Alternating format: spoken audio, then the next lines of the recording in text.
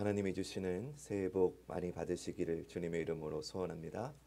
우리 옆에 계신 분들하고 한 번 더 새해 인사를 하겠습니다. 주님이 주시는 복 많이 받으세요.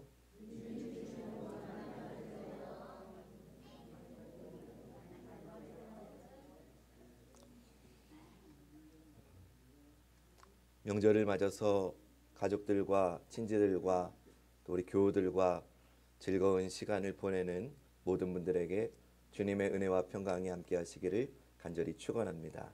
또한 영상으로 이 시간에 예배하고 있을 우리 사랑하는 모든 교우들에게도 주님의 동일한 은혜가 함께 하시기를 간절히 소원합니다. 수많은 인간의 사상과 종교를 분류하면 크게 두 가지로 나누어 볼 수 있습니다. 하나는 우리 인생이 우연히 시작된 것으로 이해하는 겁니다. 계획되거나 의도된 것이 아니라 그냥 우리 인생은 그냥 던져진 거다. 그냥 우연히 시작된 거다. 그러니 그런 인생을 그냥 받아들이는 거다. 이런 입장입니다. 대표적인 학설이 여러분 들어보셨을 겁니다. 진화론입니다. 찰스 다윈이 말한 이 진화론은 단세포로부터 인간이 진화되었다라고 주장합니다. 단세포 하나가 여러 가지 변수를 거쳐서 세포 분열을 일으켜서 곤충이 되고 물고기가 되고 포유류로 진화했다는 겁니다. 그리고 불교의 인생도 크게 다르지 않습니다. 불교에서는 이 생을, 지금의 생을 전생의 결과라고 받아들입니다. 전생에 착하게 살았으면 귀한 생명체로 태어나는 것이고 전생에 악하게 살았으면 벌레와 같은 미물로 태어나는 것이라고 말합니다. 지금의 인생을 전생의 결과라고 이해하는 겁니다. 그런가 하면 요새 많은 사람들은 인생을 뭘 그렇게 복잡하게 생각하느냐고, 어차피 인생은 뭐가 뭔지 알지 못하는 것이니까 그저 순간순간 즐기면서 살면 된다. 내 몸이 그냥 원하는 대로 순간의 감정에 충실하며 살자고 말하는 이들도 있습니다. 쾌락주의라고 하죠. 이처럼 인생에 대해서 어떠한 섭리나 계획을 인정하지 않는 이런 사람들이 많습니다. 또 다른 하나는 어떤 분에 의해서 내 인생이 디자인되었다고 고백하는 사람들도 있습니다. 그 어떤 분이 신인지 하나님인지 하늘인지 그거는 모르겠지만 뭔가 알 수 없는 어떤 존재가 있어서 내 인생을 계획하고 섭리하고 그분이 내 인생에 계획하신 뜻이 있다고 믿는 사상들과 종교가 있습니다. 그 중에 하나가 우리가 믿는 기독교입니다. 그런데 기독교는 다른 종교들하고 다르게 그분이 바로 여호와 하나님이시라고 분명하게 고백합니다. 그분은 우리의 창조주이시고 그분이 우리의 심판주 되심을 분명하게 믿습니다. 그렇기에 나는 그저 우연히 생겨난 존재도 아닙니다. 나는 진화된 존재도 아닙니다. 내 인생은 전생의 결과물로 이 생을 사는 것도 아닙니다. 우리는 하나님의 크신 뜻과 섭리를 가지고 이 땅에 보내진 존귀한 존재입니다. 그리고 때가 되면 그 하나님께서 나를 부르셔서 나의 삶의 목적을 분명하게 알려주시고 실행하심을 우리는 믿습니다. 이것을 우리는 부름받은 삶 혹은 소명받은 삶이라고 부릅니다. 여러분, 세상에 있는 모든 종교는 인간이 수고하고 노력해서 그들의 신으로 나아갑니다. 고행을 하고 요가를 하고 명상을 통해서 해탈해서 그들의 신에게로 나아가는 게 세상의 종교입니다. 자기의 욕망을 벗어버리기 위해서 가시밭길을 걷기도 하고 뜨거운 재 위에서 뒹굴기도 합니다. 불교에서는 정성을 다해서 1000번 절을 하면 부처님이 한쪽 눈을 들어서 내려다본다라고 말합니다. 그러나 우리가 믿는 하나님은 그런 분 아닙니다. 하나님은 우리가 아직 죄인이었을 때에, 우리가 아직 하나님을 알지도 못했을 때에 그분이 먼저 나를 찾아오셨습니다. 우리 주님은 먼저 우리를 찾아오시는 분입니다. 시장에 다녀오는 엄마를 보고 어린 아들이 달려갔습니다. 그러다가 돌뿌리에 걸려서 넘어지고 말았습니다. 손에 들고 있던 아이스크림은 다 떨어졌고 그 아이의 무릎이 깨져서 피가 났습니다. 그것을 본 어머니는 손에 들고 있던 모든 시장의 짐을 다 내려놓고 곧바로 아들에게 뛰어올 겁니다. 아들을 일으켜 세워주고 피를 닦아주면서 품에 안으면서 이렇게 말할 겁니다. 아들, 다친 데 없어. 조심해야지. 여러분, 이게 진짜 어머니의 마음입니다. 세상에 어떤 어머니가 그런 상황에서 일어서 네 실수니까 잘못했다고 인정해. 그러면 내가 너의 엄마가 되어줄게. 이런 엄마는 없습니다. 세상에 그런 상황에서 너의 죄를 다 회개해. 너의 모든 번뇌를 다 벗어. 해탈하고 고행하고 나서 내게 오면 내가 그때 받아줄게. 세상에 이런 부모는 없는 겁니다. 우리의 아버지이신 하나님은 우리를 사랑하셔서 우리를 위해서 돌아가셨기 때문에 그렇게 점잖게 앉아서 기다리실 수 없는 분입니다. 하나님은 우리의 고통과 우리의 눈물과 우리의 죄악을 보시고 달려오시는 분입니다. 우리를 일으켜 세워주고 우리의 눈물을 닦아주시는 분입니다. 그리고 우리를 사랑한다고 안아주시고 말씀하시는 분입니다. 우리가 만약 하나님 아버지께 하나님, 제가 하나님께 절을 1000번 하겠습니다 라고 한다면 우리 하나님은 이렇게 말씀하실 겁니다. 얘야, 너하고 나 사이에 그게 왜 필요하니? 그런 거 필요 없다. 그냥 나는 너를 사랑한다 하시면서 뛰쳐나가서 우리를 안아주시고 일으켜주시는 분이 우리의 하나님인 줄로 믿습니다.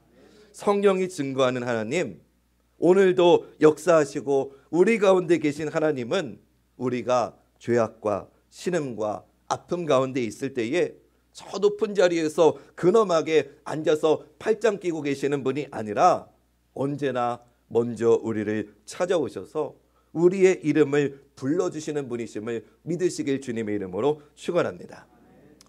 오늘은 명절이라서 혹시 영상을 통해서도 믿지 않는 가족들과 이 영상을 보실 수도 있을 것 같아서 좀 여러 가지 재미있는 이야기를 준비해 왔습니다. 어떤 사람이 급한 볼일이 있어서 어두운 밤길을 등불도 없이 걷다가 그만 깊은 웅덩이에 빠지고 말았습니다. 인적이 드문 산속 웅덩이에 빠진 그 사람이 사람 살려 하면서 계속해서 외쳤습니다. 한참 뒤에 한 나그네가 와서 그 웅덩이를 내려다보면서 어째서 그곳에 빠지게 되었는지를 물었습니다. 경위를 듣게 된 나그네는 이렇게 말했습니다. 밤에 볼일을 볼 때에는 반드시 등불을 가지고 다니라고 했는데 그 말을 듣지 않았으니 그 말을 듣지 않고 그렇게 되었으니 그 실수한 값을 받으시오 하고는 그냥 지나쳐 갔습니다. 한참 뒤에 또 다른 나그네가 다가와서 경위를 듣고는 묻습니다. 당신 살아오면서 지금처럼 이렇게 깊은 곤궁에 빠진 사람을 구해준 적이 있어? 이렇게 물었습니다.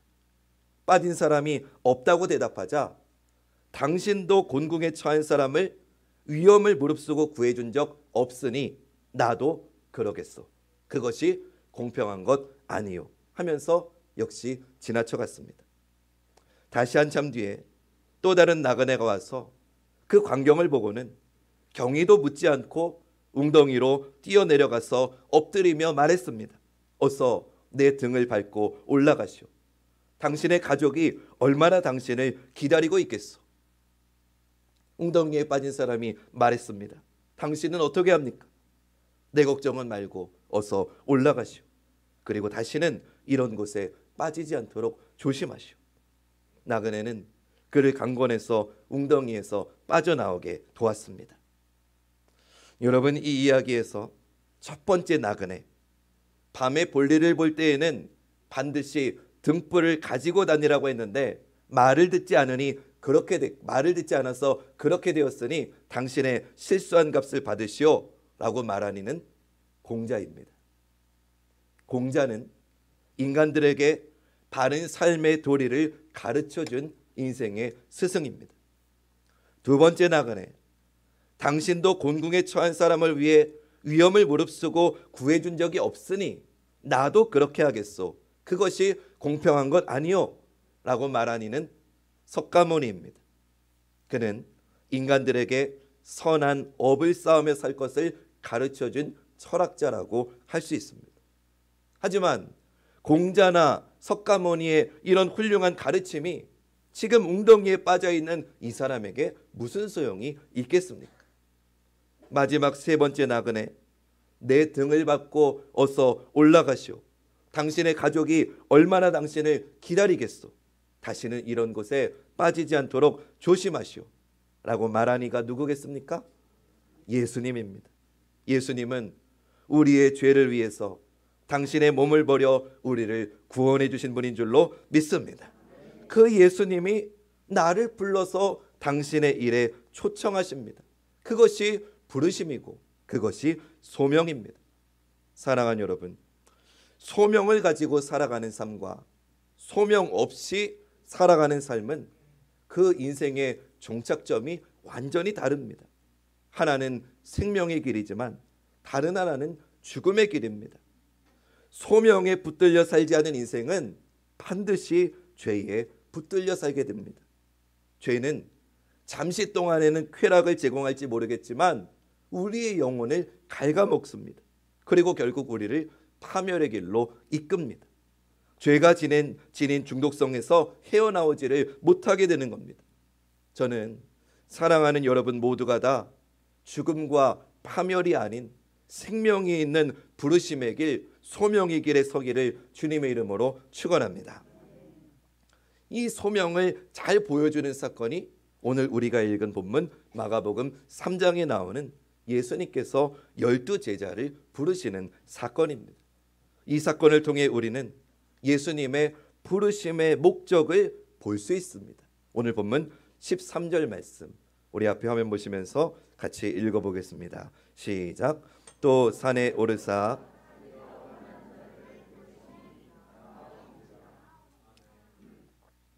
예수님께서는 제자들을 부르시기 전에 산에 오르셨다고 말합니다.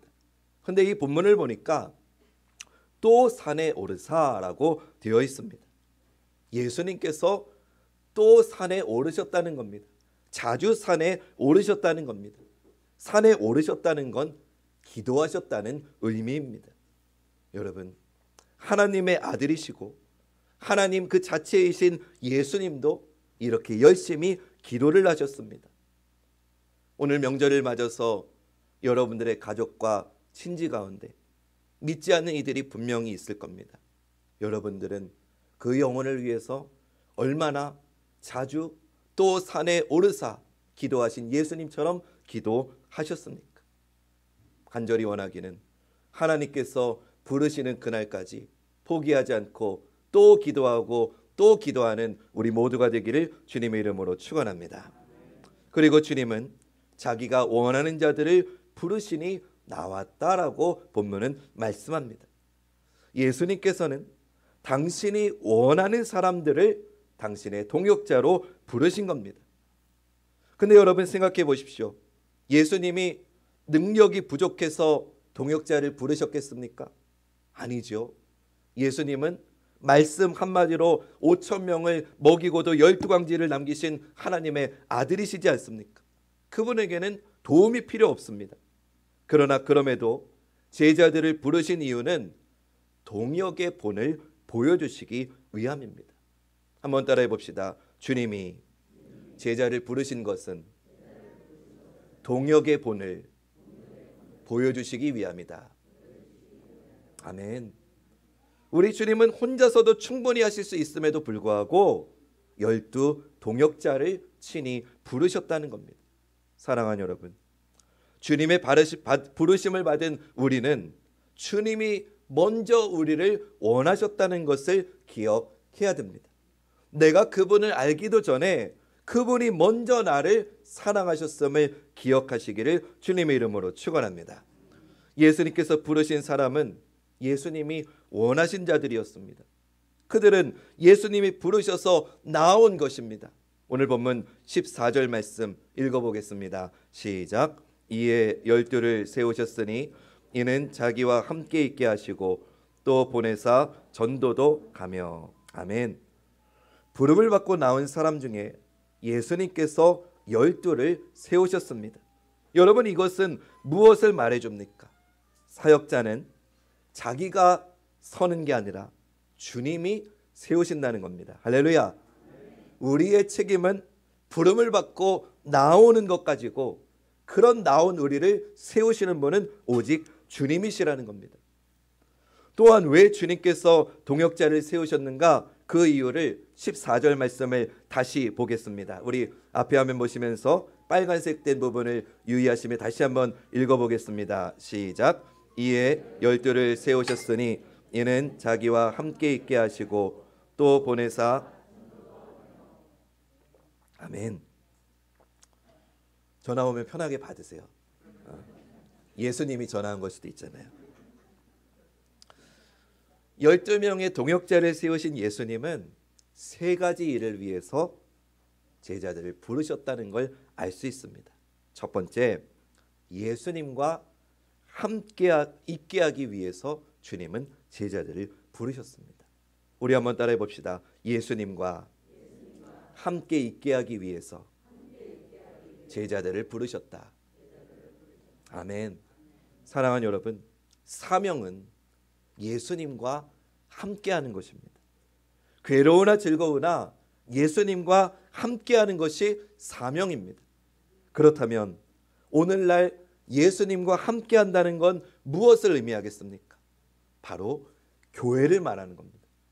교회는 예수 그리스도의 몸이기 때문에 예수님과 함께한다는 말은 교회와 기쁨과 슬픔을 함께한다는 의미입니다. 여러분, 교회를 다니면 기쁨도 슬픔도 함께 하는 것입니다. 여러분의 인생의 기쁜 날도 교회와 함께 하는 것이고 여러분 인생의 슬픈 날도 교회와 함께 하는 것입니다. 그러면 주님과 함께 하는 것인 줄로 믿습니다. 우리는 예수님께서 우리와 함께 사역하시기 위해 우리를 동역자로 부르셨다는 사실을 기억하면서 주님의 몸된 교회를 통해 예수님과 함께하는 저와 여러분 되기를 주님의 이름으로 축원합니다.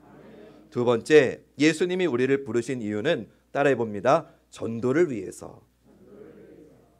주님은 전도를 위해서 우리를 부르신 겁니다. 여러분, 그리스도인이라면 누구나 복음을 전해야 됩니다.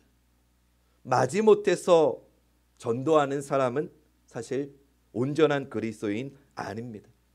자연스럽게 전도할 수 있어야 됩니다.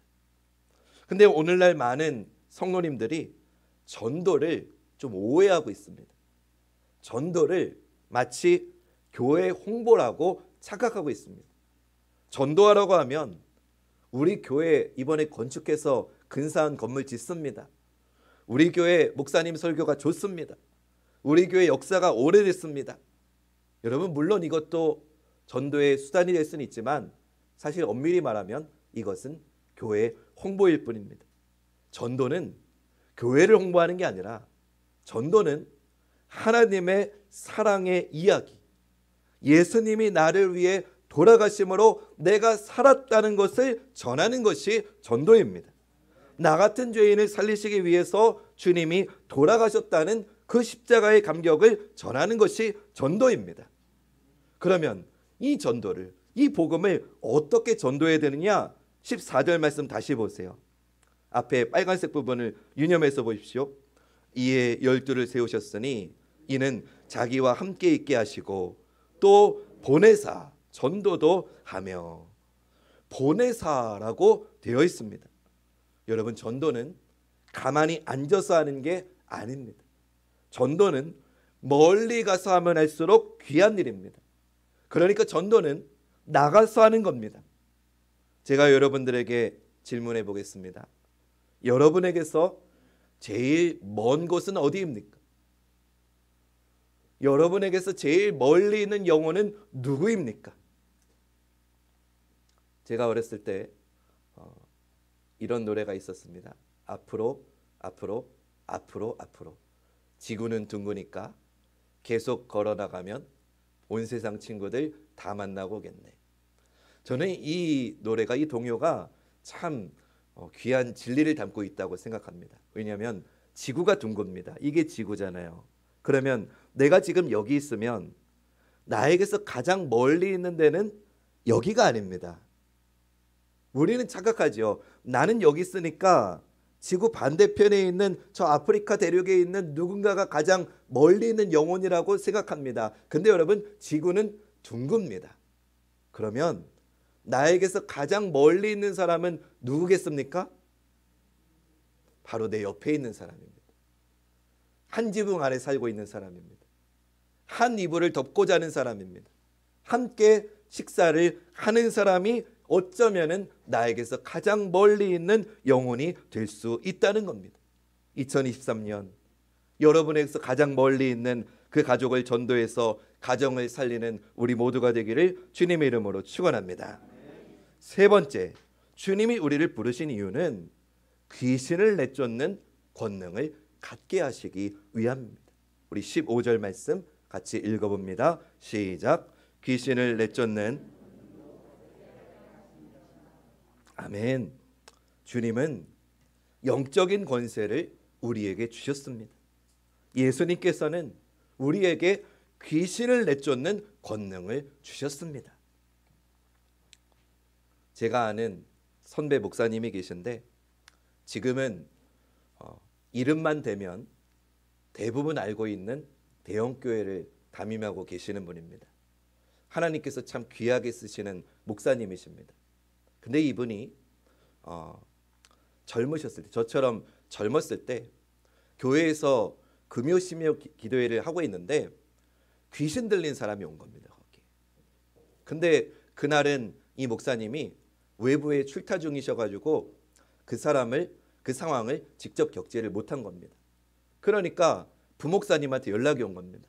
목사님, 지금 귀신 들린 사람이 있으니까 빨리 오세요. 이 목사님이 왔을까요? 안 왔을까요?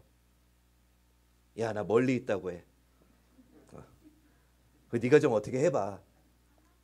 왜냐하면은 담임 목사가 와서 기도했는데 귀신이 안 나가면은 그게 무슨 망신이에요.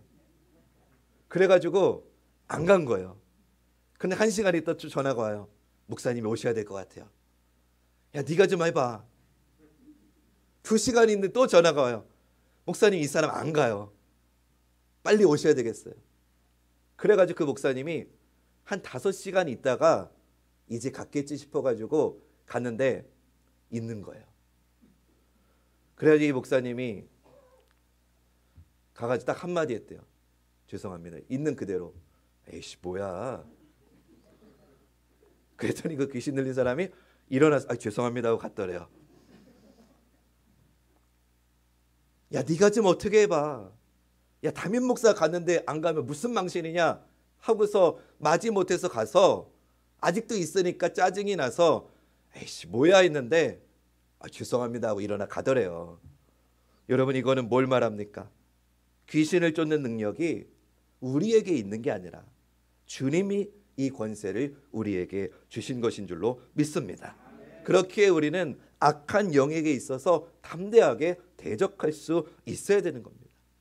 마지막으로 여러분이 기억하셨으면 하는 것은 예수님의 부르심을 받은 사람 중에는 가룟 유다도 있었다는 사실입니다.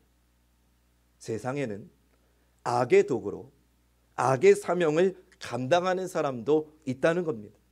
가룟 유다가 사탄의 선택을 받은 이였지요. 돈을 사랑했고 이중적이었고 메시아에 대한 잘못된 생각을 갖고 있었기 때문에 예수님을 따르는 자였음에도 불구하고 사탄이 그를 사용한 것입니다. 물론 가룟 유다가 처음부터 악한 사람은 아니었을 겁니다. 왜냐? 예수님께서 선택할 정도의 사람이었기 때문입니다. 근데 문제는 가룟 유다의 믿음이 변질되었다는 겁니다. 여기에서 바로 우리가 경계해야 될 부분이 여기에 있는 겁니다. 사랑하는 여러분, 우리의 신앙이 변질되지 않도록 끝까지 지키고 깨어 있으시길 주님의 이름으로 축원합니다. 신앙이 변질되면 악한 도구로 쓰일 수도 있다는 겁니다. 최후의 만찬을 그린 레오나르도 다빈치가 이 그림을 그릴 때 예수님의 얼굴을 그리기 위해서 예수님의 모델을 찾아다녔습니다. 늘 그는 예수님의 얼굴은 어떠했을까를 상상하면서 이리저리 예수님의 얼굴의 모델을 찾던 중에 하루는 교회에 가게 되었습니다. 그곳에서 성가대원 중에 한 소년의 얼굴을 보는 순간 예수님의 얼굴은 저 모습이었겠다라는 그런 생각이 들었습니다. 그래서 다빈치가 그 소년을 모델로 예수님의 얼굴을 그렸습니다. 그리고 그 이후에 꽤 오랜 시간이 흘렀습니다. 그동안에 다른 제자들의 얼굴은 다 그렸는데 마지막으로 가룟 유다의 얼굴을 그리지를 못한 겁니다. 가룟 유다의 그 사악하고 비열한 모습을 상상할 수가 없어서 그는 어떻게 하면 이 가룟 유다의 얼굴을 그릴 수 있을까 고민했습니다. 그러던 중에 이 레오나르도 다빈치가 교도소에서 가장 흉악한 범죄를 저지른 그 사람을 보게 되었습니다. 그 사람을 보니까 정말 흉악범답게 험상궂고 사악한 외모를 지니고 있었습니다. 다빈치가 됐다, 저 사람을 모델로 가룟 유다를 그리면 되겠다고 그리기 시작했습니다. 그런데 그 가룟 유다의 모델이 된 그 사람이 그 그림을 그리는데 눈물을 흘리기 시작하는 겁니다. 왜였는지 아십니까? 그 사람은 수년 전에 예수님의 모델이었던 소년이었던 겁니다. 사랑하는 여러분, 이런 말이 있습니다. 정원을 망치는 가장 확실한 방법은 가꾸지 않는 것이다. 정원을 망치는 가장 확실한 방법은 가꾸지 않는 것이래요. 우리 신앙도 마찬가지예요. 우리 마음이 황폐해지는 가장 확실한 방법은 그냥 내 마음 내키는 대로 사는 겁니다. 그래서는 안 됩니다. 잡초를 뽑고 내 마음에 잡초를 뽑고 예수님의 마음을 심고 예수님의 사랑을 경험할 때 비로소 우리는 하나님의 자녀가 되는 줄로 믿습니다. 하나님의 사람은 부르심에 대한 사명이 있어야 됩니다. 소명은 하나님께서 나를 부르신 것을 확신하는 것이고, 사명은 내가 하나님의 일을 하고 있다는 거룩하고 겸손한 그 부르심에 대한 자부심을 갖고 있는 것입니다.